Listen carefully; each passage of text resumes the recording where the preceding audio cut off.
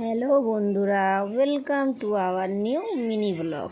দেখো আমার মেয়েও রেডি হচ্ছে, আমিও মোটামুটি রেডি হয়ে গেছি। কেননা আজকের না, গতকাল 5ই সেপ্টেম্বর 125 নম্বর ওয়ার্ডের পৌরমাতা কাউন্সিলর শ্রীমতী চন্দা সরকারের তত্ত্বাবধানে কৃতি ছাত্রছাত্রী অর্থাৎ যারা 60% উপরে নাম্বার পেয়েছে মাধ্যমিক উচ্চ মাধ্যমিকে, তাদের জন্য একটা সম্বর্ধনা সভা আয়োজন করা হয়েছিল। সেখানে আমরাও গিয়েছিলাম, আমাদেরও বলেছিল যেন আমরাও সেখানে উপস্থিত থাকি। আমার মেয়ের নামও হয়েছে।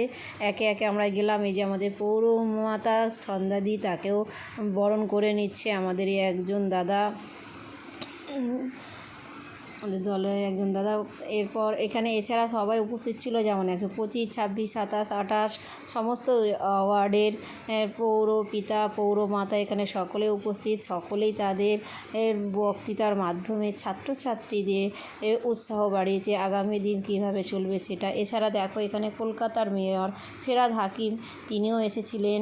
তিনিও সেই ছাত্রছাত্রীদের আগামী দিনে কীভাবে চলতে হবে, তাদের ভবিষ্যৎ কীভাবে ঠিক হবে বলেছেন। এই যে আমার মেয়ে, তাকেও সম্বর্ধনা দেওয়া হয়েছে। আমাদেরও বলেছিল যাতে আমরা হাতে হাতে তাদের সাহায্য করে দিতে পারি।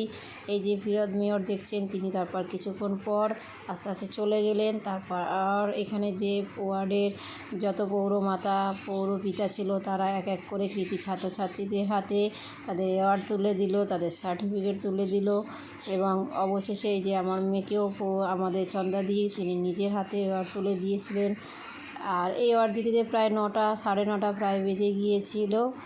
আর অবশেষে আমরা সকলে একসাথে ফটো তুলে প্রায় 9টা, 9:30 সময়